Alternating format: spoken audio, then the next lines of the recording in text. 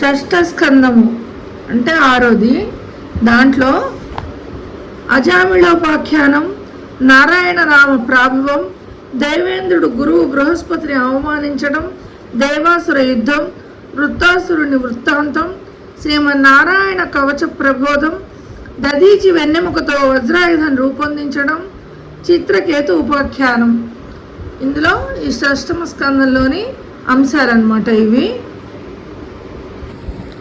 హరిభక్తులతో మాటలు ధరనెన్నడు జడని పుణ్యధనముల మూటల్, వరముక్తి కాంత తేటలు నరిషడ్వర్గంబు చొరని ఎరుదుగు కోటల్. భావం: విష్ణు భక్తులతో స్నేహం ఎప్పటికీ చెడిపోని పుణ్యధనము యొక్క మూటలు, శ్రేష్టమైన ముక్తికాంత వలె నిర్మలమైనది, అరిషడ్వర్గము ఎప్పటికీ ప్రవేశించలేని అరుదైన కోటలు. అరిషడ్వర్గాలు అంటే తెలుసు కదా, 6. అజామిళోపాఖ్యానం. కన్యాకుబ్జము అనే గ్రామంలో ఒక సద్బ్రాహ్మణుడు ఉండేవాడు. అతను వేదాంగాలను పఠించి పురాణ ప్రవచనాలు చెబుతూ లభించిన దాంతో సంతృప్తిగా జీవించేవాడు. ఆ గ్రామంలోనే అత్యంత ఆదరణీయమైన వ్యక్తిగా పేరు తెచ్చుకున్నాడు. అటువంటి బ్రాహ్మణోత్తముడికి ఒక కుమారుడు జన్మించాడు. అతడే అజామిళుడు. బాల్యం నుండి ఆ బ్రాహ్మణ పుత్రుడు ఎంతో అణకువగా అగ్రజులు అడుగుజాడల్లో నడిచేవాళ్ళు. అంటే పెద్దవాళ్ళు ఎలా చెప్తే అలా వాళ్ళ దారి వెంటే నడిచేవాట. పూజ చేయిందే పచ్చి మంచినీళ్ళు కూడా ముట్టేవాడు కాదు. పరమశాంతిగా ప్రవర్తించేవాడు. పరులతో ఒక్క పరుషవాక్యం కూడా పలికేవాడు కాదు. అధ్యయనంలోనే కాదు, అతిథులను అభ్యాగతులను ఆదరించడంలో కూడా అందరికన్నా ముందుండేవాడు. సంధ్యావందనం దగ్గర నుండి సమస్త నైమిత్తిక విధుల వరకు చక్కగా నెరవేర్చేవాడు. లోభాది దుర్గుణాలను దరికి రానియకుండా సద్గుణాలతో మసిలాడు. అప్పుడే ఆ అజామిళుడి జీవితం అసలైన మలుపు తిరిగింది. కడకంట యవ్వన గర్వంబు ఒడగట్టె, మదిలోనను ఉద్రేక మదము దొట్టె, కడుమేన కామ వికారంబు తలసూపే, ముఖ్యమున చిరునవ్వు మొలకలెత్తే. అతని కన్నులో యవ్వన గర్వం పొడిచూపింది, ఉద్రేక మదం పొంగుకొచ్చింది, మేనులో కామ వికారం తలచూపింది, ముఖంలో చిరునవ్వు మొలకెత్తింది. ఇలా అతని జీవితంలోకి అడుగుపెట్టిన యుక్త వయస్సు అతని దేహంతో పాటు బుద్ధిని కూడా కొత్త మలుపులు తొక్కించింది. అదే సమయంలో తండ్రి ఓ శుభముహూర్తాన అజామిళుడికి మంచి వధువును చూసి వివాహం చేశాడు. ఇక తన కుమారుడి సంసారం సుఖంగా సాగిపోతుంది అనుకున్నాడు. చిత్తము ఒట్టి పట్టగా నేపథ్యంలో ఒకరోజు ఆయన అజామిళుడి దర్భలు, పుష్పాలు, ఫలాలు కోసుకురమ్మని వనాలకు పంపాడు. తండ్రి మాట ప్రకారం అజామిళుడు అడవికి వెళ్ళాడు. పూలు ఫలాలు సమీకరించుకుని ఇంటికి వెనుదిరిగాడు. ఇంతలో దూరంగా ఒక పొదలో ఏదో ధ్వని వినపడింది. ఆశ్చర్యంగా బ్రాహ్మణ కుమారుడు అటువైపు వెళ్ళాడు. కళ్ళు దాగి మైమర్చిన 2 స్త్రీ పురుషులు కనిపించారు. ఒక్కసారిగా సన్నివేశం అజామిళుడి ఆలోచనలపై దుష్ప్రభావాన్ని చూపింది. అతని అంతరంగాన్ని ఎల్లకల్లోలం పరిచింది. అసలే యుక్త వయసులో ఉన్న ఆ విప్రుడి మనస్సును ఆ దృశ్యం విచలితుడిని చేసింది. మోహబద్ధుడైన అతడు నిత్యకృత్యాలైన జపతపాలను మర్చిపోయాడు. మనస్సు అనే కారడవిలో మరుడు అనే పావకుడు చరిస్తూ ఉంటే అతని చిత్తం పట్టు తప్పింది. అంతే, అతని మనస్సు అక్కడితో ఆగిపోలేదు. ఆ స్త్రీ ఆచూకీ తెలుసుకుని ఆమెను అనుగమించేదాకా వెళ్ళింది. ఆఖరుకు అజామిళుడి దుస్థితి కులకాంతను కూడా మరచి వారకాంతకే దాసోహం అయ్యేదాకా వచ్చింది. అందుకే మన సనాతన ధర్మం కామాతురాణం న భయం న లజ్జ అంటుంది. నిజమే, కామం ప్రకోపించినప్పుడు లోకం ఏమనుకుంటుందో అన్న భయం కానీ, తప్పు చేస్తున్నామన్న బిడియం కానీ ఉండవు. దాని ప్రభావం వలన ఎందరో మహామోహులు, మహాభక్తులు కూడా ఈ మోహ సముద్రంలో పడి మునిగిపోయారు. బంధువులను తిట్టి అజామిళుడి వ్యవహారం పాకుడు రాయిపై పడిన పాదంలా పరిణమిస్తుంది. ఆ తర్వాత ఒక్కొక్కటిగా అవలక్షణాలన్నీ బయటపడసాగాయి. తన బ్రాహ్మణ వృత్తి ధర్మాన్ని కూడా మర్చిపోయి పూర్తిగా ధర్మభ్రష్టుడైపోయాడు. తనకు ఓ కుటుంబం ఉందన్న విషయమే మర్చిపోయాడు. అంతేకాకుండా బంధువుల తిట్టి, సజ్జనుల బాధల పెట్టి, అనాథ కోటి బందెలు చుట్టి, ఈరములు పట్టి, పదంబులు కొట్టి, దిట్టయ్యి నిందల కోర్చి, సాధులకు నిందితుడై గడించు విత్తమా సుందరికిచ్చి, మచ్చికలు సొంపెద గూర్చి వసించ తత్కృపన్. అజామిళుడు బంధువులను తిడుతూ, సత్పురుషులను బాధలు పెడుతూ, అనాథలకు చిక్కులు పెడుతూ, పొదరిళ్లలో దాగి దారులు కొల్లగొట్టడంలో దిట్టయ్యి అంటే దొంగతనాలు కూడా చేస్తున్నాడు. అంటే చివరకు దొంగగాను మారి అనేక మంది తనను నిందిస్తున్నా కూడా లెక్క చేయకుండా సంపదలు ఆర్జించాడు. అలా ఆర్జించిన సొమ్మంతా ఆ సుందరికిచ్చి ఆమెకు దాసుడై బతకసాగాడు.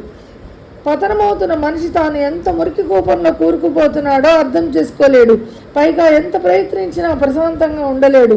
తప్పు చేస్తున్నానన్న న్యూనతాభావం వల్లనే అతడు అలా అసహజంగా ప్రవర్తిస్తాడు. అసహనం, ఆగ్రహం, అనుమానం, అశాంతి మానసిక బలహీనతలకు బాహ్య చిహ్నాలు. ఈ లక్షణాలు మనలో పొడసూపుతున్నాయంటే మన అడుగులు తడబడుతూ ఆత్మ న్యూనతతో అవస్థపడుతున్నామని అర్థం. పైగా అలాంటి స్థితిలో మనం ఎవరు ఏ మంచి మాటలు చెప్పినా మనకు మనస్కరించదు. సరిదిద్దాలనుకున్న వారిని శత్రువులుగా చూస్తాం. అజామిళుడు కూడా అలాగే అధోగతి పాలయ్యాడు. నైతికంగా జీవించేవారు నిశ్చలంగా ఉంటారు. పవిత్రంగా ఉండేవారు ప్రశాంతంగా ఉంటారు. అవే వారి నిండైన వ్యక్తిత్వానికి నిదర్శనాలు. ముంచుకొచ్చిన ముసలితనం. దాసతోనే జీవితాన్ని గడుపుతూ అజామిళుడు 10 మంది కొడుకులకు తండ్రి అయ్యాడు. అతని నల్లటి వెంట్రుకలు తెల్లబడ్డాయి. శరీర అవయవాలు పట్టుతప్పాయి. దగ్గు, ఆయాసం, ఉబ్బసం ఎక్కువయ్యాయి. దంతాలు ఊడిపోయాయి. మొత్తానికి ముసలితనం ముంచుకొచ్చింది. అయినా 88 ఏళ్ల వయసులో కూడా అతనికి సంసారం మీద భ్రాంతి పోలేదు. ఆ వయసులోనూ అజామిళుడు తాపత్రయాన్ని వర్ణిస్తూ భాగవతంలో పోతనామాచ్యులు మోహ జలధిలోన మునిగి ముచ్చట తీర బాల లలనాది లీల తగిలి అంటారు. మోహ సముద్రంలో పూర్తిగా మునిగి ఉంటూ సంతానాన్ని పాలించడం, లాలించడం ఇత్యాది గృహకృత్యాల్లోనే మునిగిపోయాడని జాలిపడతాడు. మనలో కూడా చాలామంది అజామిళుడి అడుగుజాడల్లోనే నడుస్తూ ఉంటారని అనిపిస్తుంది. ఏళ్ళు మీద పడుతున్నా, కాటికి కాళ్ళు చాచుకొని కూర్చున్నా ఇంకా సంసారం పైన వ్యామోహాన్ని వదులుకోలేదు. ఈ లోకం నుంచి నిష్క్రమించాల్సిన క్షణాలు దగ్గర పడుతున్నాయని గుర్తించలేరు. భగవంతుని గురించి ఆలోచించలేరు.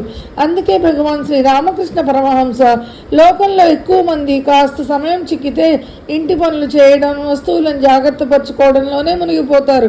పైగా నేను లేకపోతే ఈ పనులన్నీ ఎలా సాగుతాయి అని అనుకుంటారు.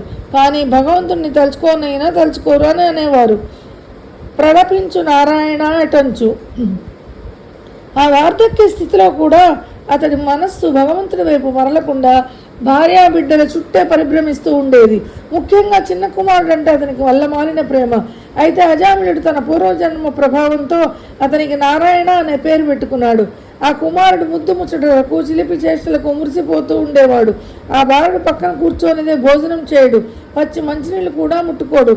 ఇలాంటి పరిస్థితిలో తెలియకి రీతినతడు వర్తింపు చుండ భేదముగు వృత్య కాలంబు ప్రాప్తమైన భూరి వాత్సల్య వృత్తినప్పుడు అపుత్రు తలచి ఆత్మ ప్రలపించు నారాయణాయటంచు.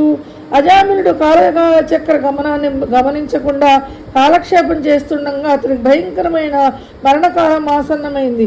అప్పుడు అతడు ప్రేమాతిశయంతో తన కుమారుణ్ణి తలుచుకొని నారాయణ అంటూ పెద్ద కేక పెట్టాడు. ఆ సమయంలో అజామిళుడికి భయంకరమైన యమకింకరులు కళ్ళ ముందు కనిపించారు.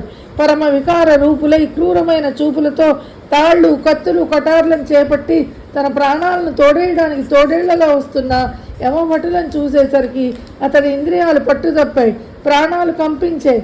ఆ క్షణంలో దూరంగా ఆడుకుంటూ ఉన్న అతడి చిన్న కుమారుడు అతడి మనస్సులో మెదిలాడు. వెంటనే ఆ కుమారుని వైపు పరికిస్తూ మరోసారి నారాయణ నారాయణ నారాయణ అంటూ తన కుమారుణ్ణి పిలవసాగాడు. నామస్మరణతో తప్పిన నరకం. యాథాలాపంగా నారాయణ అనే ఆ పిలుపు అజామిళుడికి పరలోక ప్రయాణ గమనాన్నే మార్చేసింది. భూసురుడైన ఆ బ్రాహ్మణుడు అవసాన దశలో అనుంగు పుత్రుడి పేరుతో అన్యాపదేశంగా ఆ శ్రీహరిని స్మరించేసరికి విష్ణుదూతలు శ్రీమన్నారాయణుని నామాన్ని విని వెంటనే అక్కడికి వచ్చారు. చూసారా, అందుకనే మన పిల్లలకి దేవుళ్ళ పేర్లు పెట్టుకుంటే మనం పిలుస్తూ ఉంటే కూడా మనకి వాళ్ళని పిల్లల్ని పిలుస్తున్నామని మనం అనుకుంటున్నా మనకు తెలియకుండా మనసులో దేవుళ్ళ పేర్లని ఉచ్చరిస్తాం కాబట్టి మనకి పుణ్యం దక్కుతుంది అని ఇదివరకంతా దేవుళ్ళ పేర్లే పెట్టుకునేవాళ్ళు ఆడపిల్లలకి మగ పిల్లలకి కూడా. వికృత వేషాలతో అధిక రోషాలతో పెద్దగా కేకలు వేస్తున్న యమకింకరులను అడ్డగించారు. పైగా దాసి భర్త నజామిళ భూసురుడు దత్తను వల బోరణ వెలికిందీసెడు యమభటులను బోద్రోసిరి శ్రీవరిని కూర్మి దూతలు కడిమిన్. దాసి భర్త అయిన అజామిళుని శరీరం నుండి పాశాలతో ప్రాణాలను బయటికి లాగుతున్న యమభటులను భగవంతుని దూతలు బలవంతంగా పడతోసేశారు. భగవన్ నామాన్ని అనుకోకుండా పలికిన భగవంతుడు మనల్ని కాపాడుతాడు అనడానికి అజామిలుడే నిదర్శనం. అతడు అన్ని పాపాలు చేసినా నారాయణ అన్న నామమే అతన్ని తరింపజేసింది. అందుకే కృతయుగంలో ధ్యానం చేతను, త్రేతాయుగంలో యజ్ఞముల చేతను, ద్వాపరయుగంలో అర్చనల వలన పరమాత్మ ప్రసన్నుడవుతాడని, పాప పంకిలమైన కలియుగంలో నామస్మరణతో ప్రీతి నొందుతాడని పురాణాలు ఘోషిస్తున్నాయి.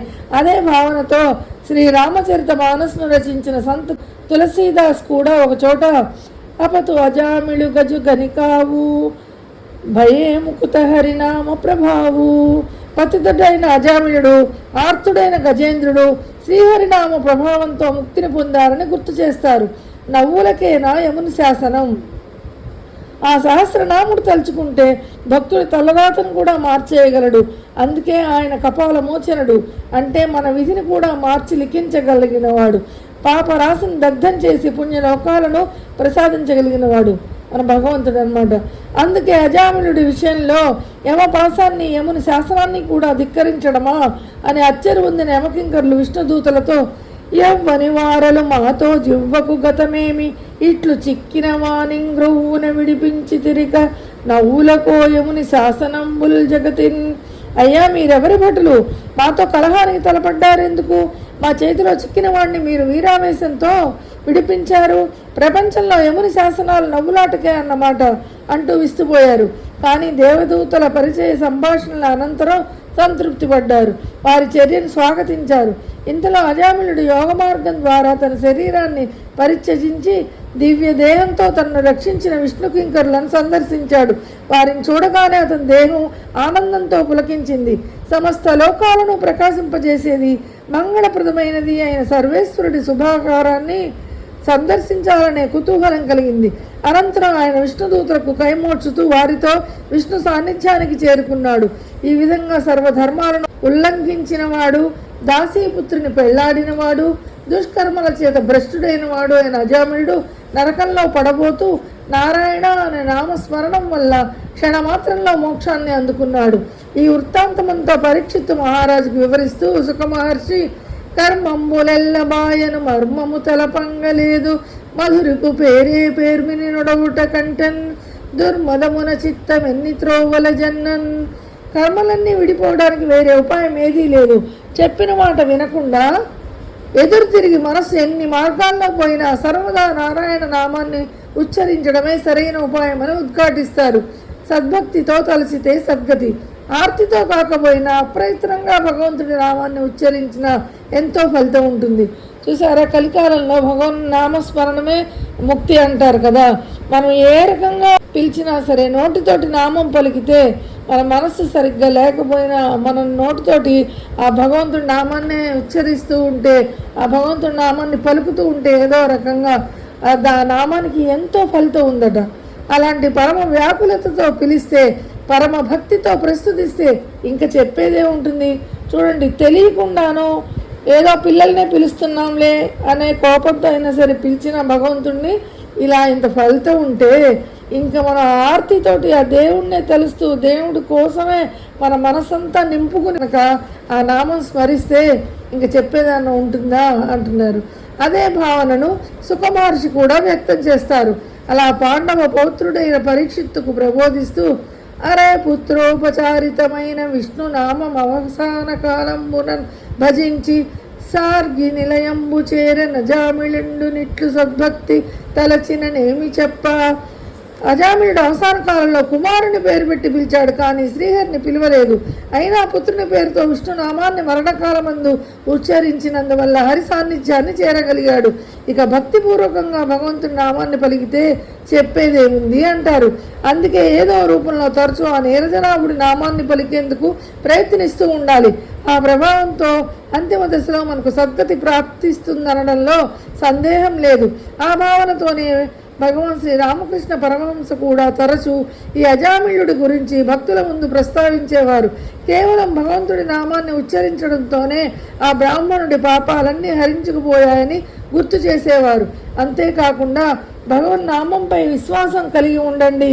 ఆ విశ్వాసం ఉన్నప్పుడు పుణ్య తీర్థ సేవన ఆవశ్యకత కూడా ఉండదు అంటూ నేనెందుకు పోవలే కాశీ కంచి గంగా గయ ప్రభాసమునకు కాళీనామమును కలవరించుచు కడపటి శ్వాసను వదులుచుండగా అని భావోన్మత్తులై పాడేవారు. కనుట మనుట చనుట కలుగు నెవ్వని లీల. అలా అజామినుడు శ్వాస విడిచే వేళ చేసిన శ్రీహరి నామస్మరణతో నరకం బారి నుండి తప్పించుకుని నీరసనాభుడి దరికి చేరుకున్నాడు. ఈ అనూహ్య పరిణామానికి యమభటులు నివ్వెరపోయారు. అదే సంభ్రమాశ్చర్యాలతో తమ లోకానికి వెళ్ళి యమధర్మరాజు ముందు సందేహాన్ని వ్యక్తం చేశారు. ముల్లోకాల్లో జన్మించిన ప్రాణికోటిని వారి కర్మఫలాలను అనుసరించి శిక్షించడానికి నీ ఒక్కడవే కర్తవు. నీ శ్రేష్టమైన శాసనం తిరుగులేనిది. మరి నీ శాసనాన్ని ఉల్లంఘించడం ఈ లోకంలో ఎవరికి సాధ్యమవుతుంది అని ప్రశ్నిస్తారు.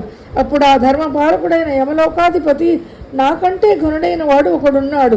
అతడు బయటకు కనిపించకుండా ఈ విశ్వమంతా నిండి ఉన్నాడు. అతని ఆజ్ఞానుసారమే జీవులందరూ తాళతో కట్టిన పశువుల్లా ఆయా నామాలతో తిరుగుతున్నారు. అంతేకాకుండా కనుట మనుట చనుట కల్గునెవ్వని లీలలందు లోకమెవని ఎందు పొందు నెన్నబడుచు పుడమి నెవ్వని నామముల్ కర్మ బంధనముల పేర్మి నడుచు. జనం పుట్టడం, బ్రతకడం, మరణించడం అన్నీ ఆయన లీలా విలాసాలే. ఈ సమస్త జగత్తు ఆయనలోనే లీనమై ఉంటుంది. ఆయన నామాన్ని ఉచ్చరిస్తే చాలు సమస్త కర్మబంధాలు నిర్మూలమైపోతాయి అని అంటాడు. తలరాతలే మార్చగలడు.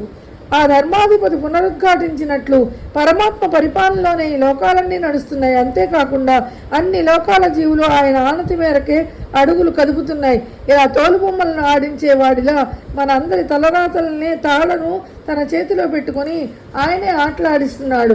అయితే ఆ తేజోమయుడు తలుచుకుంటే తన శరణార్థుల నుదిటి రాతను కర్మ ఫలాలతో పని లేకుండా తనకు నచ్చినట్లుగా మార్చివేయగలడు. అందుకే ఓ సందర్భంలో భగవాన్ శ్రీ రామకృష్ణ పరమహంస కూడా తన వద్దకు వచ్చిన భక్తులతో, ఓ జీవుడా, లక్ష్మీవల్లభుడైన శ్రీమన్నారాయణుడిని ధ్యానించు. అప్పుడు నువ్వు అత్యంత భయంకరుడైన యమధర్మరాజు నుండి కూడా భీతి రహితుడమైపోగలవు అంటారు. అంతేకాకుండా స్వయంగా తమ భక్తుల జీవితంలో అది నిరూపించి చూపారు. అందరికీ అర్థం కాదు, అంతా తమ అధీనంలోనే ఉంటుందనే అహంకారులు మాత్రం అంతర్యామి ఒకడున్నాడంటే ఆయన ఆడిస్తున్నదే ఈ ప్రపంచ నాటకం అంటే అర్థం చేసుకోలేరు. మనమందరము నాటకంలోని పాత్రధారుల్లా నిమిత్త మాత్రమే అని చెబితే నమ్మలేరు. అందుకే భగవంతుడు ఉనికిని చాటించే, ఉత్కృష్టంగా స్తుతించే ఏ సందర్భాన్ని మూల భాగవతంలో వ్యాస మహర్షి కానీ తెలుగు భాగవతంలో పోతరామాచ్యులు కానీ వదులుకోలేదు. ముఖ్యంగా తేట తెలుగు భాగవతంలో ఆ పద్యాల్ని పారాయణ చేసినా చాలు మనస్సు భగవంతుని వైపు మరలుతుంది. భక్తి పరిపాకంలో మునిగి పునీతమవుతుంది. అందుకే అలాంటి శ్రద్ధ కలగాలంటే ముందు మనస్సు సాత్వికం అవ్వాలి. అందుకే యమధర్మరాజు కూడా తమ దూతలతో సచ్చేతర గుణ పాశవసత్వమున పొంద వీరు జలజాక్షు సదైకత్వంబుగాననోపరు సత్వ ప్రాధాన్యులితర జనులకు తరమే. లోకంలో రజస్తమో గుణాలనే పాశాలతో బద్ధులైన మానవులు అంతర్యామి అయిన భగవంతుని సర్వవ్యాపకత్వాన్ని గుర్తించలేరు. సత్వగుణ ప్రధానులైన వారు మాత్రం కొంత మాత్రమే అర్థం చేసుకోగలరు.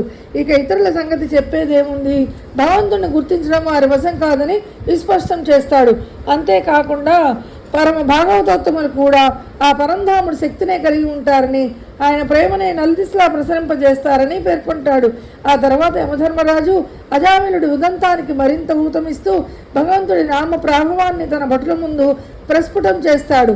ఆ పరంలో ఏది జపింప అమృతమయ్యొసగుచుండు, ఏది సద్ధర్మ పదమని ఎరుగదగిన అది సద్భక్తి యోగంబునలవరించు మూర్తి మంతంబుదాహరి కీర్తనంబు.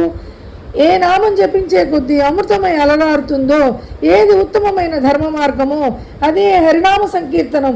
మూర్తిభవించిన భక్తి యోగమే హరినామ సంకీర్తనం అంటాడు. నిజభక్తుల నిదర్శనాలెన్నో. యమధర్మరాజు వివరించినట్లు శ్రీహరినామ సంకీర్తన విశిష్టత అంతా ఇంత కాదు. భగవంతుడు ఏ నామమైనా మంత్రపూరితమైనదే, ప్రభావవంతమైనదే. అవతారమూర్తి అయిన చైతన్య మహాప్రభువే ఇందుకు నిదర్శనం. వంగదేశంలో జన్మించిన చైతన్యులు భక్తి ఉద్యమానికి శ్రీకారం చుట్టి దుర్మార్గులైన వారిని కూడా తమ సంకీర్తనలతో సన్మార్గం వైపుకు మరల్చారు.